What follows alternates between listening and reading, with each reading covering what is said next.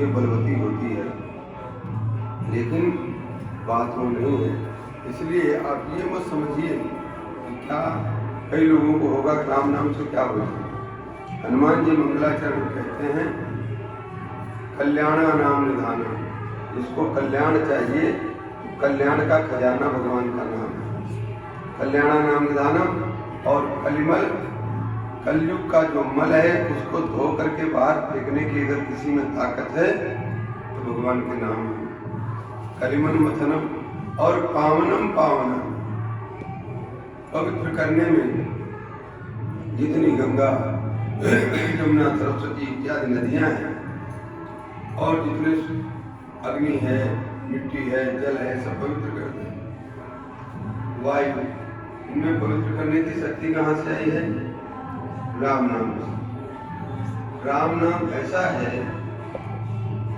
या राम बीज कह लीजिए, कोई दुनिया का मंत्र इनके सहयोग के बिना बन ही नहीं सकता। चाहे शक्ति का हो, चाहे सूर्य का हो, चाहे किसी देवी देवता को हो, यहाँ आप वैदिक मंत्रों में आप राहु केतु इत्यादि सब ग्रहों के बिना राम नाम का जब तक उसमें कोई अक्षर नहीं होगा तब तक कोई मंत्र पूरा नहीं होता। इसीलिए राम नाम में वो शक्ति है कि उल्टा नाम जग जाना वाल्मीकि में ब्रह्म समाना। मरा मरा कहने, क्योंकि वो तीनों अक्षरों की शक्ति है, तीनों अक्षर शक्तिमान है। शक्तिमान होने के कारण उनको चाहे उल्टा करो चाहे सुलटा जाए। और अब हमारे कलयुग के अनुरूप वो पवित्रता नहीं, वो मानसिक शुद्धता नहीं जो हम तपस्या इत्यादि कर सकें। तो इसीलिए कपिल देव अच्छा कल्याण नाम निधानम कलिमल मथनम और पावनम पावनानाम, जितने तत्व हैं उनमें अगर पवित्र करने की शक्ति है तो भगवान नाम के बल पे ही है। पावनम पावनम बीजम धर्म धर्मस्य और पाथेयम जन्म मुक्षु, जिसको भगवत धाम की प्राप्ति करना हो तो नाम रूपी धन के माध्यम से जा सकते हैं। वहाँ आप चाहो ये बड़े बड़े महल वगैरह बना लेता हूँ, खूब नोट इकट्ठा कर लेता हूँ, सोना चांदी इकट्ठा कर लेता हूँ, ये हमारे परलोक का पाथेय हो जाएगा। पाथेय मतलब पथि माने रास्ता, रास्ते का साधन। अपन कहीं जाते हैं तो मार्ग पे लेते हैं ना, मार्ग पे तो पाथेय। तो पाथेय क्या है? सांसारिक कोई भौतिक पदार्थ अपने साथ जाएंगे नहीं, वहाँ जाएगा तो राम नाम ही जाएगा। इसीलिए तो मीरा जी ने कहा पायो जी मैंने राम बस तू अमोलक दी मेरी सती, कृपा करिए अपनाई। सदगुरुओं ने कृपा करके अपना लिया है, राम नाम रूपी मणि पकड़ा दिया है। राम नाम मणिदीप धर। सांसारिक दीपक जलाओगे तो बुझेगा कि नहीं, आंधी तूफान बरसात में बुझ जाएगा। मणि सतत अपना प्रकाश करते रहते हैं, इसीलिए राम नाम को मणि कहा गया, भगवान की भक्ति को मणि कहा गया है। ज्ञान को दीपक कहा है। आप लोग रामचरितमानस पढ़ते होंगे, ज्ञान दीपक है।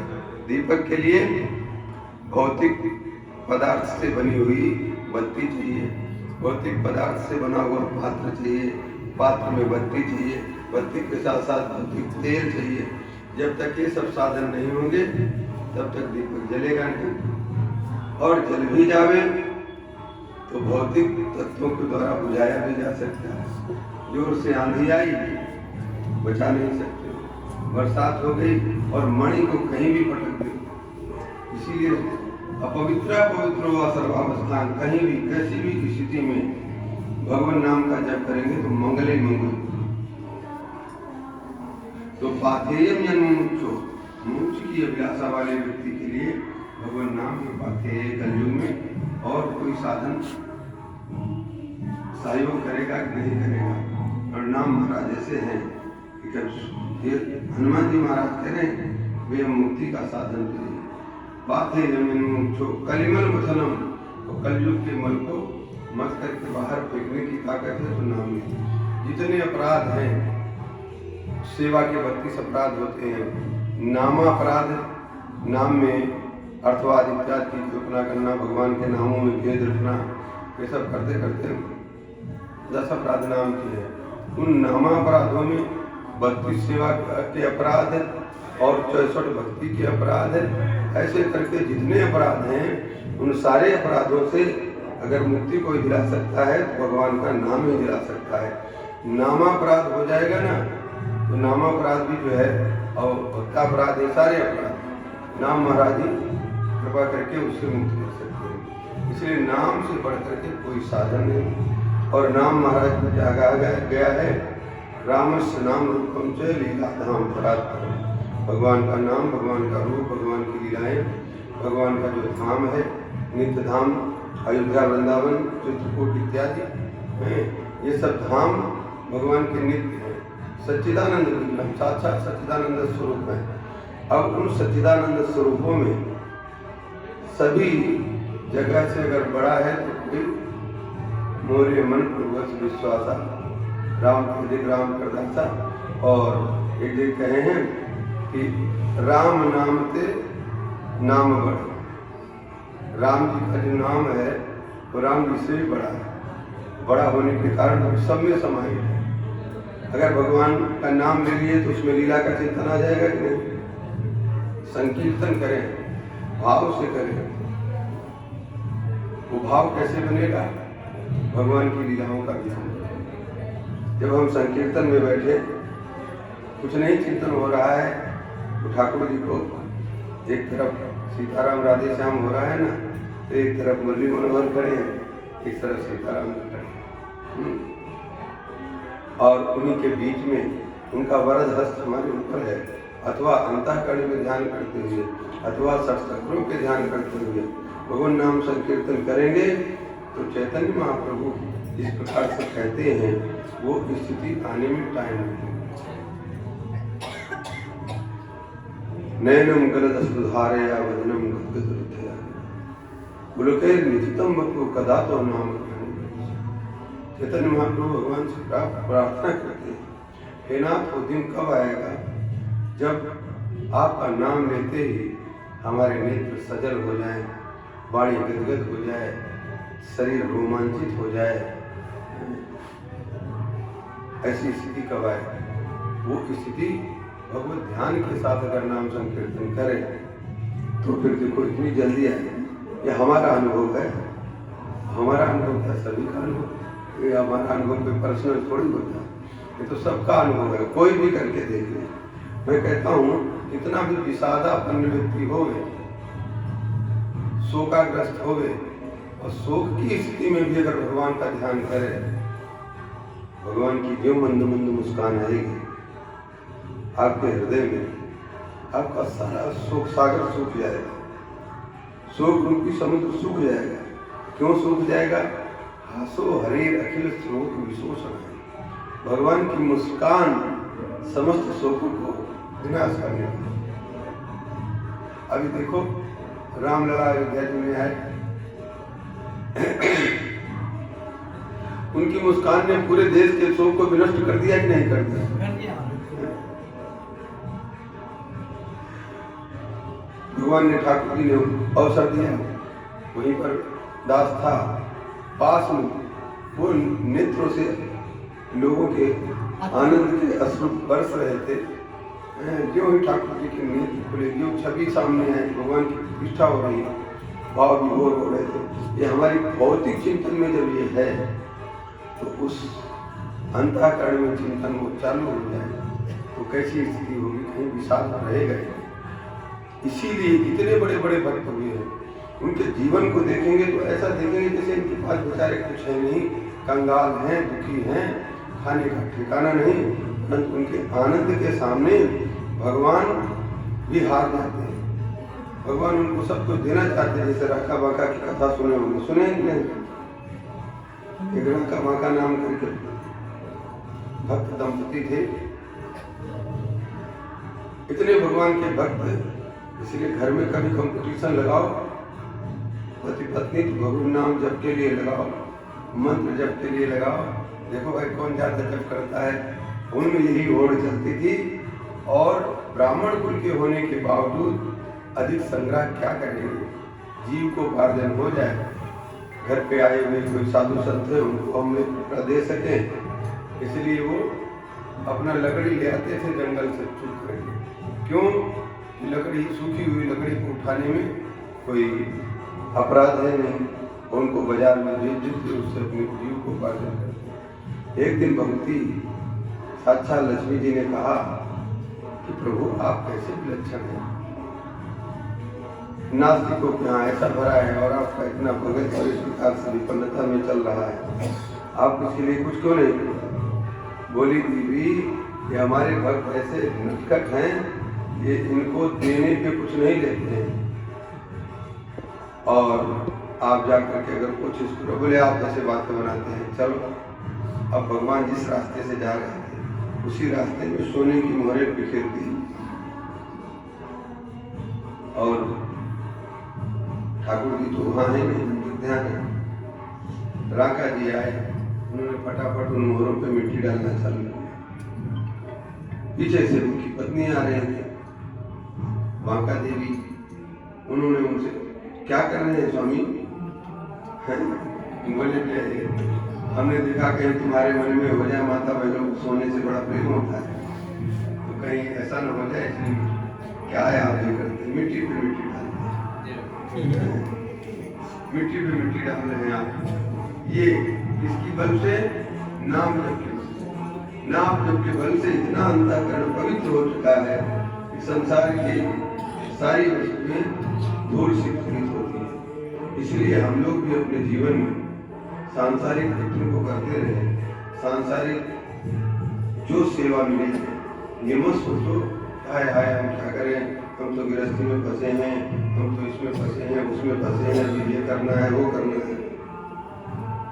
जो कुछ करना है सारी क्रियाओं को भगवान के रूप में, भगवान की सेवा के रूप में देखें। हम अपने सास ससुर की सेवा कर रहे हैं या किसी की भी सेवा कर रहे हैं, तो किसकी सेवा कर रहे हैं? भगवान की सेवा कर रहे हैं। ये मत सोचो कि अरे हम तो इनकी डोकरे की सेवा करनी पड़ रही, कब मरेगा। किसी के लिए, प्रत्येक व्यक्ति के लिए, चाहे बेटा हो, चाहे बेटी हो, बहू हो, भगवान ने, आप अनुमान कीजिए, हमारा आपका जो शरीर यहाँ पर खड़ा है, ये जो कुछ कर रहा है, हमने किसी की सेवा से प्रिय बना है? किसी ने इसकी सेवा किया है तब आज हम इस लायक बने। तो जब सेवा हम संसार से लिए हैं तो संसार से सेवा दे दें।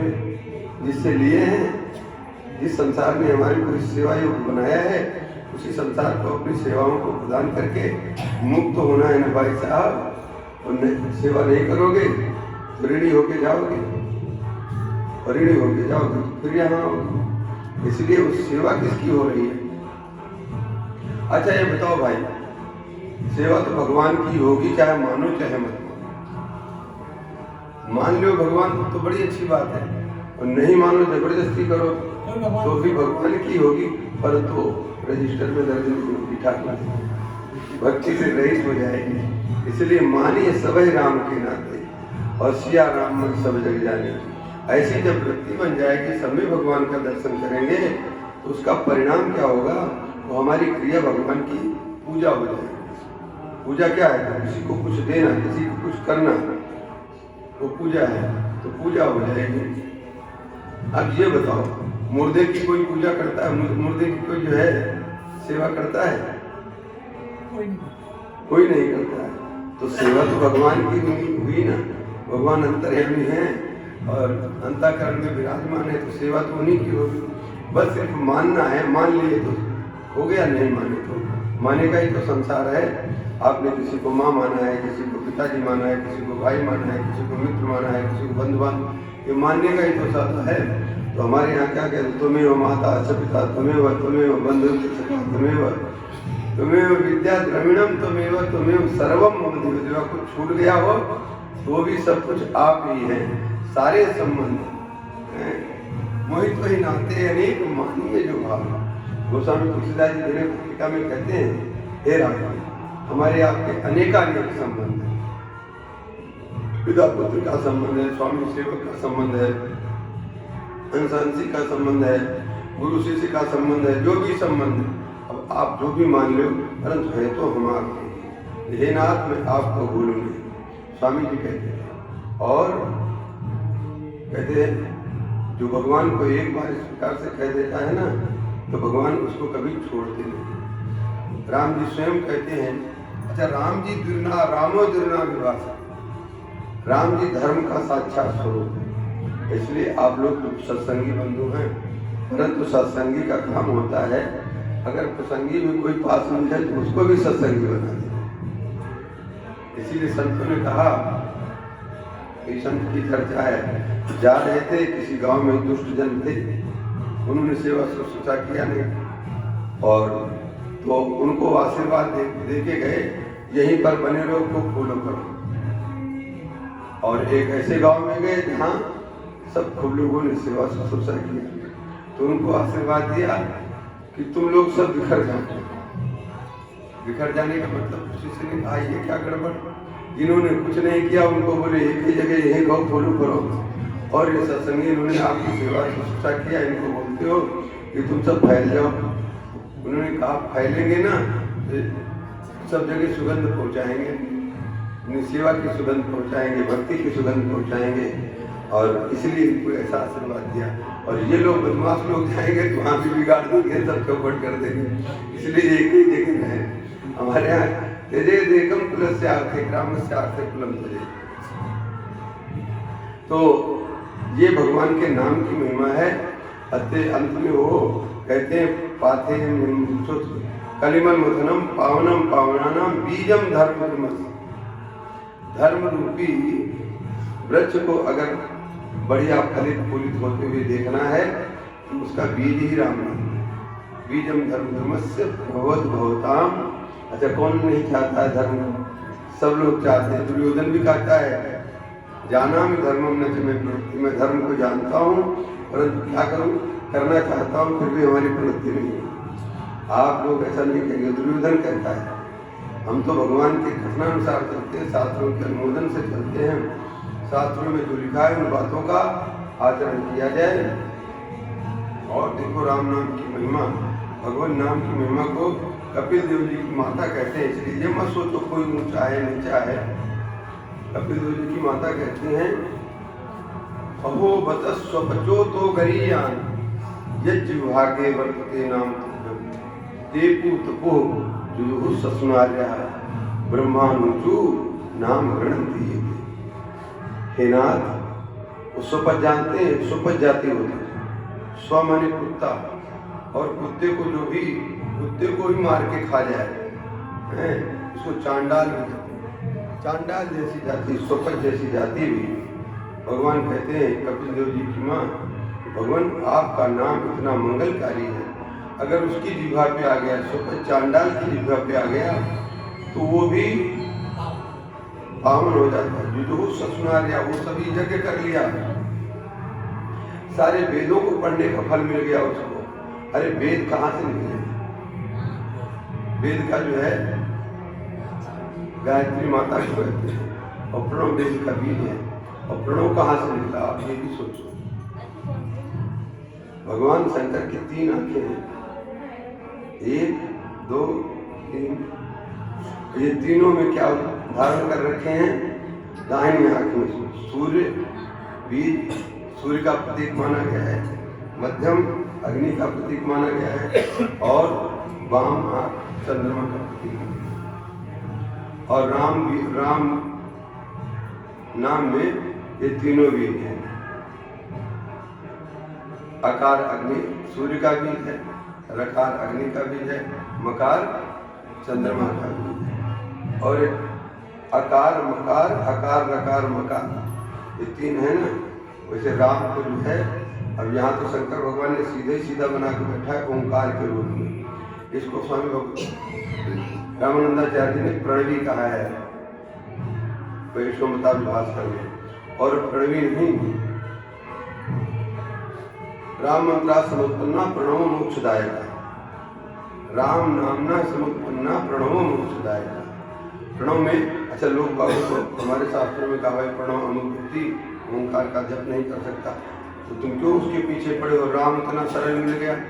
अच्छा ओम जपने में जो समस्या है कि राम जपने? राम सरल है, राम सरल है, राम सरल है और राम जितना चाहो उतना जप लो, जल्दी जल्दी जितना जल्दी करना चाहो उतना जल्दी कर सकते हो। और यहाँ तक कि राम का सूक्ष्म रूप के वो रंग कर दोगे ना, जैसे झिल्ली नाद होता है ना, अपन जंगल में कहीं जाते हैं एकांत में, वो झन्नाटे की आती है ना आवाज, वो झिल्ली जैसे झिंगुर बोलता है, वो आवाज हमारे आप सबके अंदर चल रही है, उसी को अनहद नाद कहते हैं। और अनहद नाद जिस समय समाप्त हो जाएगा, दास एक बार त्रिवेणी महाराज जी से, महाराज जी बड़ा कृपा थी उनकी, भीलवाड़ा गए महाराज जी के साथ में, फिर मैंने चर्चा किया महाराज जी ओंकार का बढ़िया अनुसंधान होगा कि निरंकार का।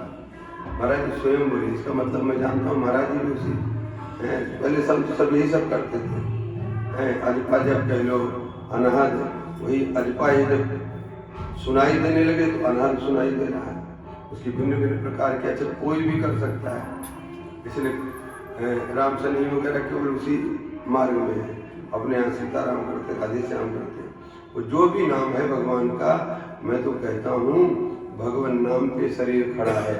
जिस दिन ये भगवान नाम शरीर से निकल जाएगा, उस दिन ये निकलने वाला होगा ना, उसके 3 दिन अनहद बंद हो जाएगा। 3 दिन कान में उंगली डाल करके रोज देख लिया करो, अनहद सुनाई नहीं देता महाराज। जब अनहद सुनाई न देवे तो समझ लो 3 दिन रह गए हैं, अब तो भाई सावधान हो जाए। ऐसा भगवान नाम है। तो रकार, अकार, रकार, मकार और एक सूत्र है, उससे मध्य का जो रकार है उसको ऊ हो जाता है, और आ उ म, अब क्या हो गया, आ और ओ मिलकर के गुण संधि होती है तो ओ बन जाता है।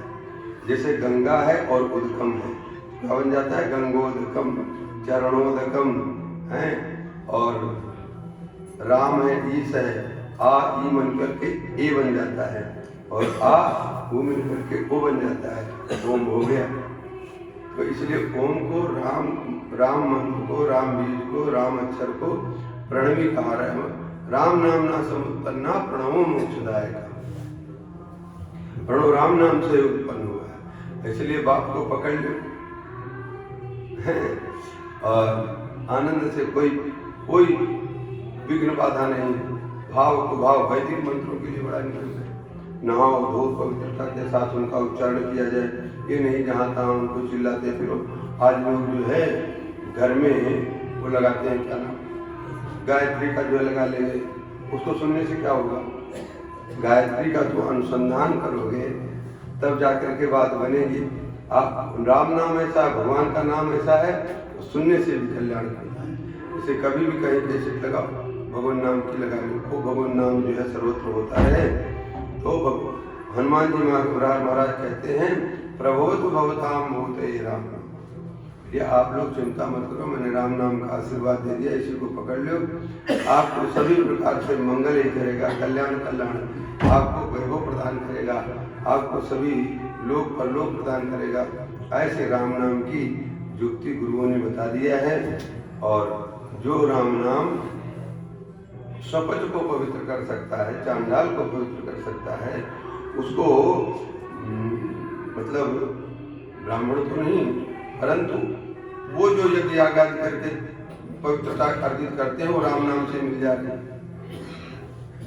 जो बड़ा बड़ा भारी यज्ञ करके खूब धन व्यय करके जिस पवित्रता को, जिस योग्यता को उच्च कुलीन प्राप्त करते हैं, वो राम नाम शब्द अगर जीवाग्रे वृत्ति, जिसकी जीव के अग्रभाग में विराजमान होता है, वो सारे कर्म कर लेता है। इसलिए सारे तीर्थ, सारे यज्ञ यागादि सब कुछ प्राप्त हो रहे, परंतु एक बात है, स्वल्प पुण्यवताम राजन विश्वासों नहीं हो जाए। हम लोगों का पुण्य इतना कमजोर है कि इन सब बातों में उतनी निष्ठा नहीं हो पाता, और निष्ठा न होने के कारण वो फल नहीं मिलता। लेकिन कोई बात नहीं, अंतिम क्षण में अगर आ गया, अजामिल जैसे अंतिम समय में नाम आ गया तो सारे पाप भस्मीभूत हो जाएंगे। इसीलिए अभ्यास करते रहना है, अंत में राम नाम आना चाहिए। अभी मैं एक जो है नरपत सिंह जी के भाई हैं, क्या नाम था उनका, जसवंत सिंह, जानकी दास मैंने नाम लिखा था, उस व्यक्ति को देखा, बहुत ही विशद, मैंने सारा सब जैसे आराम हो गया, अंतिम समय तक उनकी स्मृति नहीं गई। और मैं 12 घंटे पहले मिल करके सीताराम सीताराम और सीताराम सुनाऊं और भगवान नाम लेते हुए, ये नाम की महिमा है। एक तो जो है नाम लेते लेते चला जाए, एक बार घालता हुआ जाए तो बार घालता हुआ जाए। एक बात है, अजपा जाप सही रहता है या मुंह से बोलना सही रहता है? देखिए भाई, मुंह से बोलते बोलते वो अजपा में परिणित हो जाएगा। अब पहले से कहते हो तुम तो अजपा करो, हैं तो बात बनेगी नहीं, और वो फिर इतना जाप हो जाए, इतना जाप हो जाए कि स्वतः वो चलने लगेगा। अपने को अनुभूति हो जाए अनहद की चाहे किसी की, वो ऐसी स्थिति है। इसलिए अब अजपा के चक्कर में हमारा तो हो ही रहा है और अपन ये छोड़ दे तो माया मिली न राम वाला हो जाएगा। इसलिए साधक को देखिए, उत्तमा सहजावस्था, मध्यमा ध्यान धारणा और मूर्ति पूजा अधमा, प्रोक्ता तीर्थ यात्रा अधमा, ये श्लोक। अब इस श्लोक को पकड़ करके और जो कुछ करना नहीं चाहते हैं, अरे हम तो उनको कह दिया, अरे तुम तो स्वयं शुद्ध बुद्ध हो, तुमको क्या भजन करने की जरूरत है, आत्मा को कोई विकार नहीं आता है, ऐसा कर करा करके जो बेचारा कर रहा था वो भी छोड़ दिया। वस्तुतः ये 4 अवस्थाएं ऐसी हैं, प्रथम गिर, दूसरा गिर, तीसरा गिर और चौथा गिर। उत्तमा सहजावस्था है, चतुर्थ गिर है। अब कोई कहते ना तो हमको पूजा करना है ना तीर्थ में जाना है, हम तो सहज में है तो जाएगा। गाड़ी चौथे गिर में डाल दो, वो रफ्तार पकड़ेगी कि नहीं पकड़ेगी? क्यों भाई शंकर? चौथे गिर में डाल दो, फिर उसको चलाओ तो क्या पड़ेगा? रफ्तार पकड़ेगी गाड़ी को? नहीं पकड़ेगी। चौथे गिर में तो पकड़ेगी। अरे क्रमशः ले जाओगे कि सीधे डाल दोगे?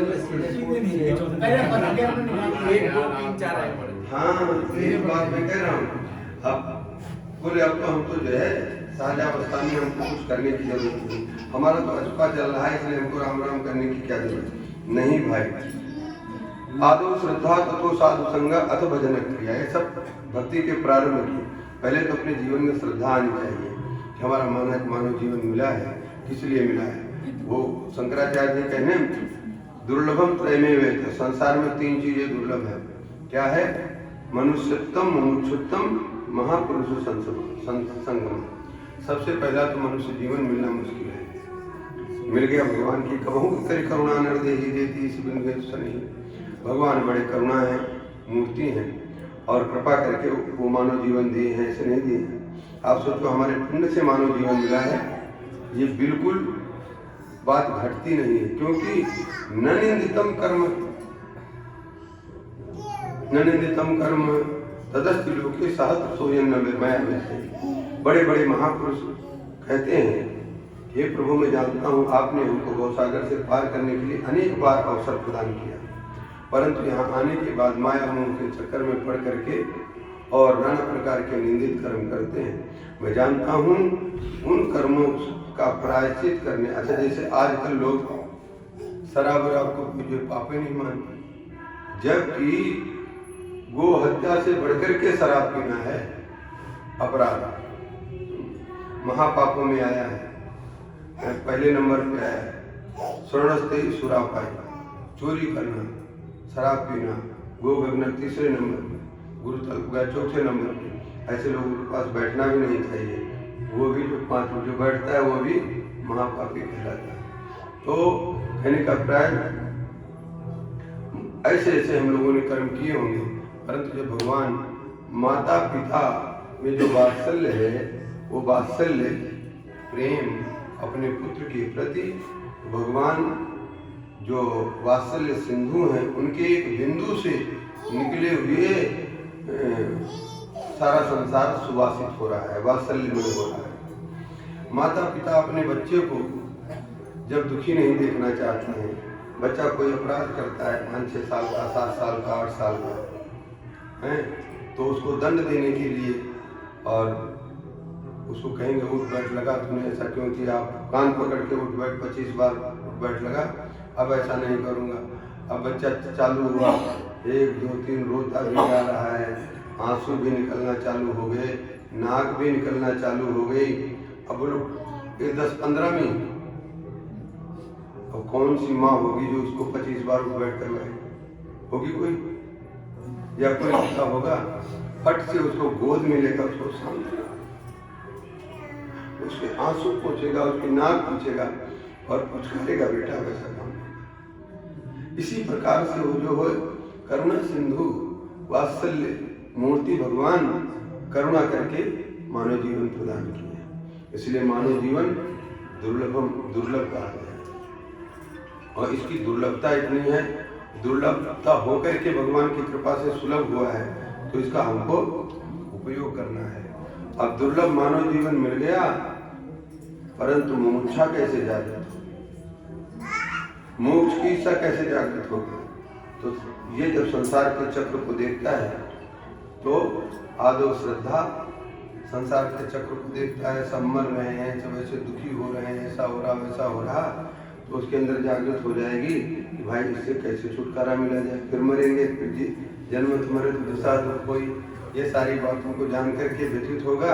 अब इसका उपाय कहीं ढूंढा जाए तो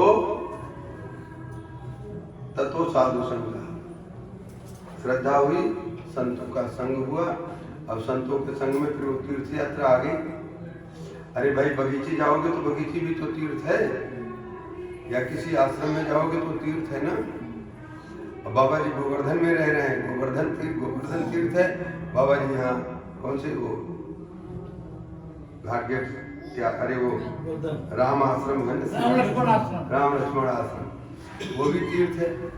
मतलब जहाँ संतता तीर्थवासु ऐसे जो जन हैं वहाँ पर जा करके उनसे अपनी जिज्ञासा के प्रकट करेंगे, फिर वो उपाय बताएंगे। तो साधु संगा, बिना साधु संग के भजन क्रिया बनती नहीं है।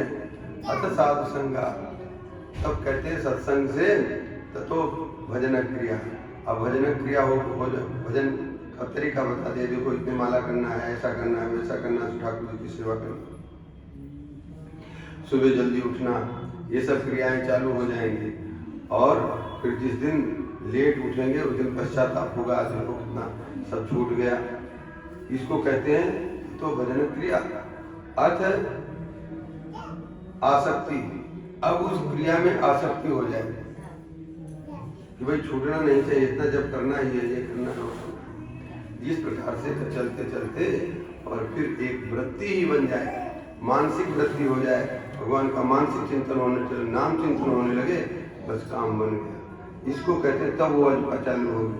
आप श्री गणेश में कह दो राम राम करने की जरूरत। पहले जो है वैखरी वाणी, वैखरी परा पैसंती, वैखरी मध्यमा, ये जो 4 प्रकार की वाणियां हैं। तो वैखरी कहते जो अपन बोल रहे हैं, बोलते बोलते फिर कंठ में जाए, कंठ से जो हृदय में जाए, हृदय में फिर नाभि में पहुंच जाए, मूलाधार पे पहुंच जाए, बस वो अजपा चालू हो गई।